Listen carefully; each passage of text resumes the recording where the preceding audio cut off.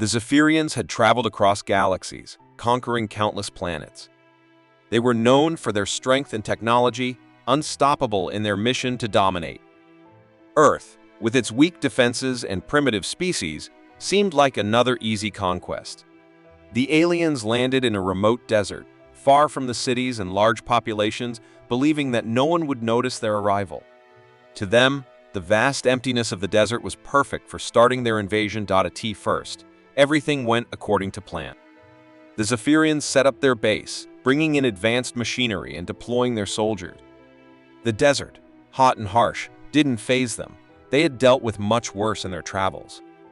They assumed that the humans, if they even knew of their presence, would be too scared to challenge them. After all, who would risk defying such a powerful alien race? But what the Zephyrians didn't know was that the desert was not as empty as it seemed. The humans who lived there, far from being helpless, were survivors. For generations, they had adapted to the unforgiving desert landscape, learning its secrets. The group watching the Zephyrians from the shadows was led by a man named Sadiq, an old survival expert, with eyes sharp as an eagle's. He had lived his whole life in the desert, understanding every rock, every gust of wind, and every shift in the sand.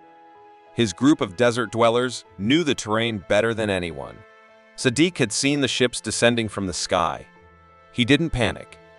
Instead, he gathered his people, all of them quiet and focused, and set off toward the aliens' base. They didn't have advanced weapons or high-tech gadgets, but they had something far more powerful: the knowledge of the land. As the Zephyrians began to build their base, setting up large machinery and powerful weapons, Sadiq's group moved silently in the dark, always staying out of sight. They knew the desert's secrets. They knew how to make the sand work for them. The wind was their ally, the dunes their cover. The group began to sabotage the aliens' equipment, working in small teams and moving swiftly. One night, while the Zephyrians were in their command center, strange sounds echoed from the distance. The noises were unnatural low, droning hums, whispers that seemed to come from nowhere. The Zephyrians, unaccustomed to being hunted, looked around in panic. Was this a trap? Were the humans hiding somewhere, waiting for the right moment to strike? They checked their sensors and their weapons, but there was nothing. The sounds continued, growing louder and more unsettling. The Zephyrians couldn't explain what was happening. Their advanced technology, meant to detect any form of life or movement, couldn't identify the source of the noises. The aliens began to grow paranoid. They turned on their communication systems, but the signals were being jammed. Every attempt to call for backup or gather information was met with static. Their systems malfunctioned for no apparent reason. Something wasn't right. Sadiq's group was responsible for the jamming, of course. They had known exactly how to disrupt the aliens' high-tech equipment, using nothing but simple tricks of the desert sandstorms that had come and gone, interference from the natural magnetic fields in the land, and the strategic placement of small, homemade devices. The humans had no advanced technology, but they knew how to use the desert to their advantage. By the time the sun began to rise, the Zephyrians were in chaos. Their soldiers, disoriented and exhausted from the strange noises and broken systems, didn't know where to turn. The desert had become a maze, the sand constantly shifting under their feet. They couldn't find their bearings. The base's once organized structure had become a labyrinth of broken equipment and lost communication. The Zephyrians had underestimated Earth. They had expected to defeat the humans with force and power, but they didn't realize the true strength of Earth's desert. As the Zephyrians gathered, trying to regroup and organize, they saw a figure in the distance, a human, standing tall on the horizon. Sadiq's group had led them to the edge of their base, and now, with nothing left to do but retreat, the aliens had no choice but to face the one thing they couldn't understand: the humans were not afraid of them. Sadiq stepped forward, his face calm, his eyes steady. He had seen the alien ships before, but he wasn't impressed by their weapons or their technology. To him, the Zephyrians were just another threat to outsmart, another danger to survive. The aliens, shaken and terrified, realized that they had misjudged the humans. They had thought the desert was empty, that it was a wasteland. But now they understood. The desert was alive with the knowledge of those who had learned to live with it. The Zephyrians began to panic. They couldn't fight against an invisible enemy that knew the land better than they did. They couldn't control a place that had its own rules, its own dangers. They had come to Earth expecting to dominate. Instead, they were driven out by a group of humans who knew the desert better than anyone. With their technology failing and their morale shattered, the Zephyrians retreated. They abandoned their base and their plans for invasion, leaving Earth behind. They never understood how it happened. How could they have been defeated by simple humans with no advanced technology? But the truth was clear. They had underestimated the power of local knowledge, the strength of survival, and the desert that had protected its people for centuries. As the Zephyrians disappeared into space, Sadiq and his group watched them go. They didn't celebrate. They didn't need to. They knew that sometimes the greatest weapon is the one you already have: the land beneath your feet, the knowledge passed down through generations, and the will to survive. The Exotron were a feared race, known across the galaxy for their brutal efficiency in conquering planets. Their ships were massive, their technology far beyond anything humanity had ever seen. When they arrived on Earth, they saw an opportunity for another easy conquest. The Exotron had faced and crushed entire civilizations, and Earth, with its primitive humans and relatively weak defenses, seemed like just another planet to claim. Choosing a remote desert region to land, they thought they could begin their invasion without being noticed. The desert's vast, empty spaces seemed perfect. No cities, no distractions, just a blank canvas for their plans to unfold. The Exotron were confident. Too confident. As their massive ships touched down, the aliens stepped out onto the barren land, prepared to start their mission. They set up their base quickly, deploying advanced technology and deploying drones to scout the surrounding area. The desert stretched endlessly before them, with nothing to suggest any danger. But as the day wore on, strange things began to happen. At first, the Exotron thought it was a trick of the heat, or a mirage, a common illusion in desert environments. But then, they saw what looked like an army of humans in the distance, marching toward them. The Exotron froze. They had not expected Earth to have organized resistance this soon. At first, they believed it was a trick. Maybe this is some sort of psychological tactic, one of the commanders speculated. They watched closely, calculating their next move. But as the figures grew closer, it was clear these weren't just illusions. These were real humans. At least, that's what the Exotron thought. The closer they got, the more determined the humans seemed. They were ready to fight. The Exotron readied their weapons, but as they prepared to attack, something strange happened. The figures in the distance began to fade, vanishing into thin air as the Exotron tried to approach them. "What is going on?" the commander shouted, growing more confused by the minute. The mirage vanished completely, leaving the Exotron with nothing but the endless dunes. They were left questioning themselves, unsure of what they had seen. Was it a trick? Had they been imagining it? But this was only the beginning.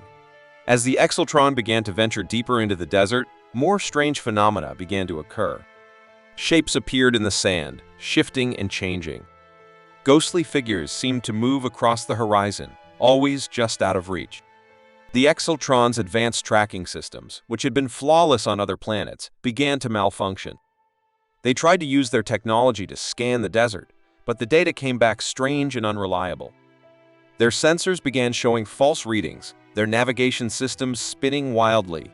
The wind began to pick up, blowing sand into the air in a dense cloud that seemed to have no end. The Exotron's advanced equipment couldn't handle it. Their visual screens flickered and went black. Their communication systems started jamming, creating only static on their frequency. The desert, once seemingly calm and empty, had become a terrifying maze. Their maps were useless, and soon the Exotron were disoriented, completely lost in a land that seemed to shift and change with every step they took. The soldiers started to panic. The once proud conquerors found themselves unsure of where to go, unable to trust the data they were receiving from their technology. The heat of the desert began to take its toll, and soon the soldiers were sweating, tired, and exhausted. Their advanced armor wasn't made for these conditions. As they stumbled over the endless dunes, they began to question everything. Were they being attacked? Were they surrounded? Soon, fear began to take hold. The illusions intensified. The fear grew as they began to feel trapped in a nightmare. Their once advanced technology could no longer help them. They could no longer trust their senses. The desert, which they had thought was a quiet, empty place, had become their greatest enemy. The very ground beneath them seemed to shift, turning against them in ways they couldn't understand. After hours of confusion and panic, the Exeltron realized that they were losing control. They couldn't fight an enemy they couldn't see, couldn't understand. Their own minds were playing tricks on them, and the desert seemed to mock them for their arrogance. They had come to conquer, to dominate, but instead, they had been outwitted by something far more powerful, the desert itself. In the end, the Exeltron decided they had no choice but to leave Earth. Their once unstoppable force had been brought to its knees by an environment they didn't understand. They retreated back to their ships, confused and defeated, unable to explain what had just happened. As their ships blasted off into space. Leaving Earth behind, they couldn't shake the feeling that they had been beaten not by any weapon or army, but by the very land they had thought would be their easy victory. The desert had tricked them, made them doubt their own senses, and broken their confidence. The Galraxians were known across the galaxy as ruthless conquerors. Their warships were massive, their weapons deadly, and their armies well-trained. Their invasions were swift and efficient, leaving no room for resistance. So when the Galraxians decided to invade Earth, they thought it would be just another easy victory. They chose a remote desert, far from any cities or populations, and assumed that the lack of humans meant there would be little to no opposition. With their ships safely landed in the dry, empty land, the Galraxians began their operation. They deployed their forces quickly, sending scouts to assess the area and make sure there were no surprises. The desert stretched out endlessly before them, its harsh sun and shifting sands creating an atmosphere of isolation and desolation. The Galraxians had fought on many planets, and they thought they could handle the heat and rough terrain.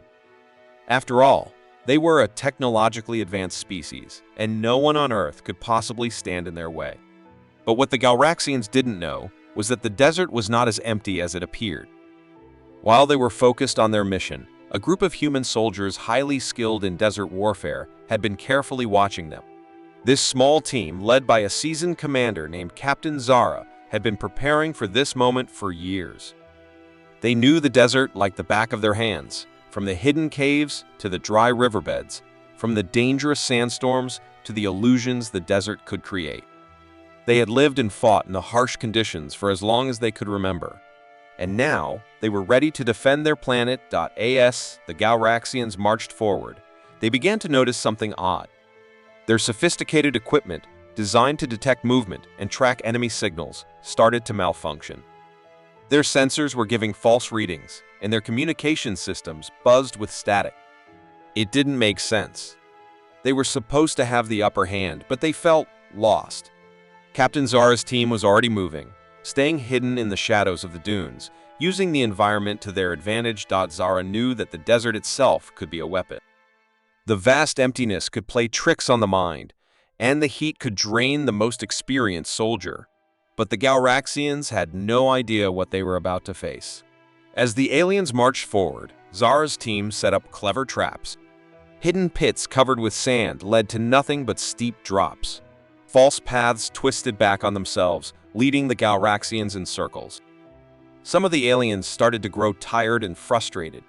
Every step they took seemed to lead them further into confusion. One of the Galraxian soldiers spotted a mirage, what looked like another group of alien soldiers in the distance.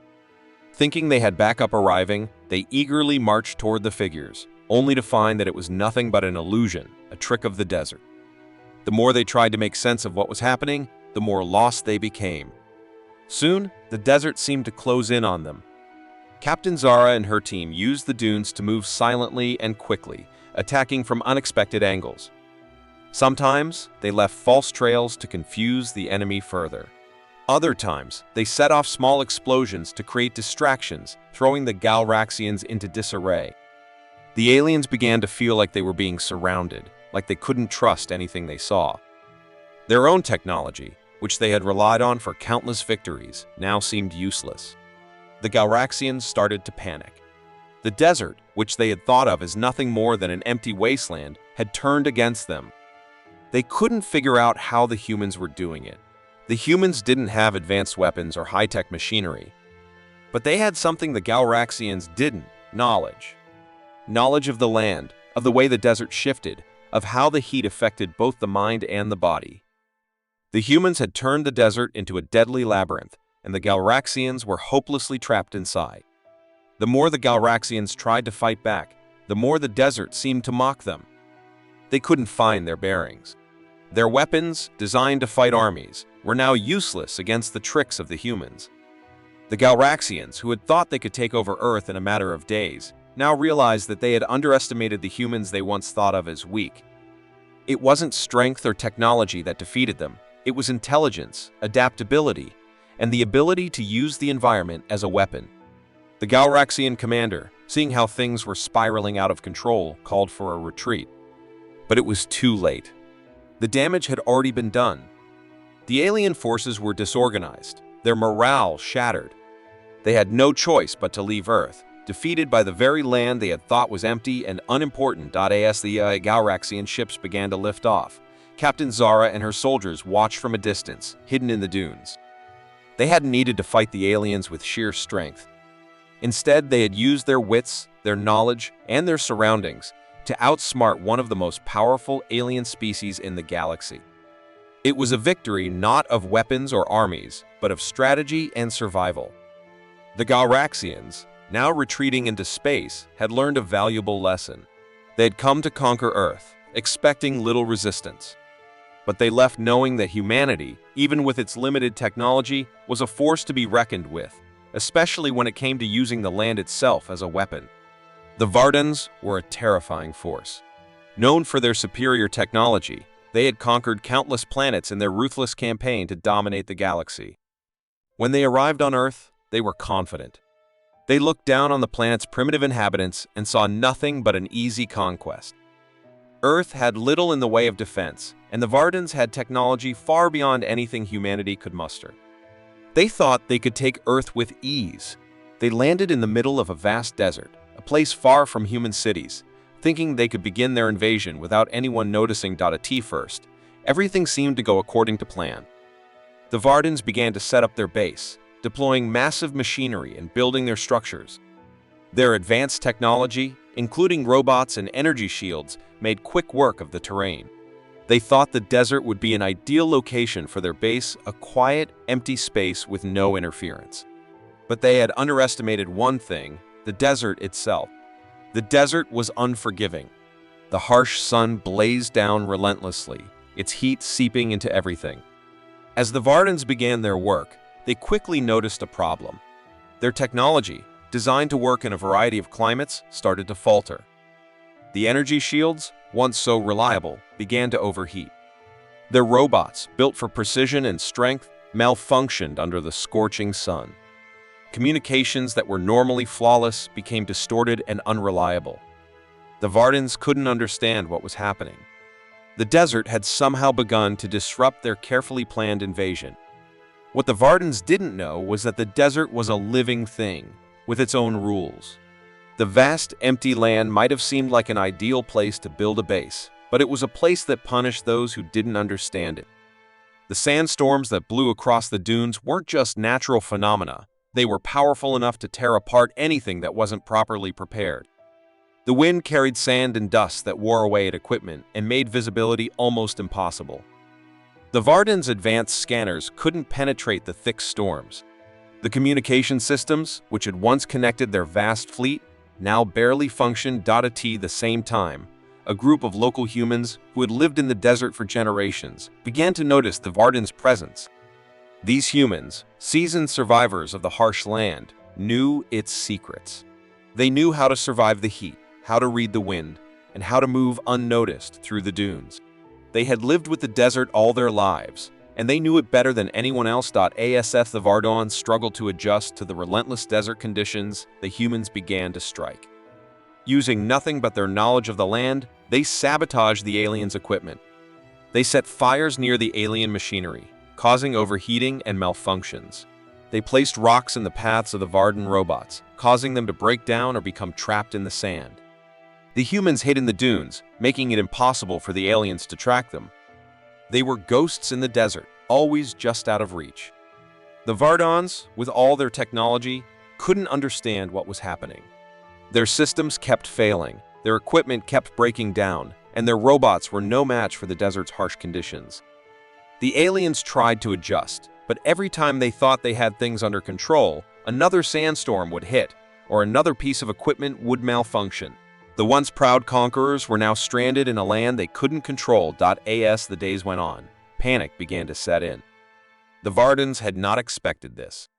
They had expected to land on Earth, set up their base, and begin their invasion without resistance. They had not counted on the desert or the humans who knew how to use it as their weapon. The desert was a force of nature, and the humans had mastered its ways. The Vardans, with all their advanced technology, had been outmatched by the simplest of tactics, knowledge of the land. The aliens tried to fight back, but it was no use. The desert seemed to be against them at every turn. They couldn't catch the humans, and their technology couldn't keep up with the land's relentless power. What they had once thought was an easy conquest had turned into a disaster. The humans had used the desert against them, turning what seemed like an empty wasteland into a deadly trap. In the end, the Vardans had no choice but to leave. They abandoned their base, leaving behind their malfunctioning equipment and their dreams of conquest. The humans had defeated them not with advanced technology or military might, but with knowledge, strategy, and an understanding of the environment. The Vardans, once so confident in their superiority, were forced to retreat, realizing that the desert and the humans who knew it were too much for them to handle. As the Vardan ships ascended into the sky, the humans watched from the dunes below. They didn't need to celebrate. They knew that sometimes the greatest strength lies not in technology or weapons, but in understanding and preparation. The desert had taken its revenge on those who thought they could conquer it. And the humans, who had lived there all their lives, had been the ones to teach the Vardans that lesson.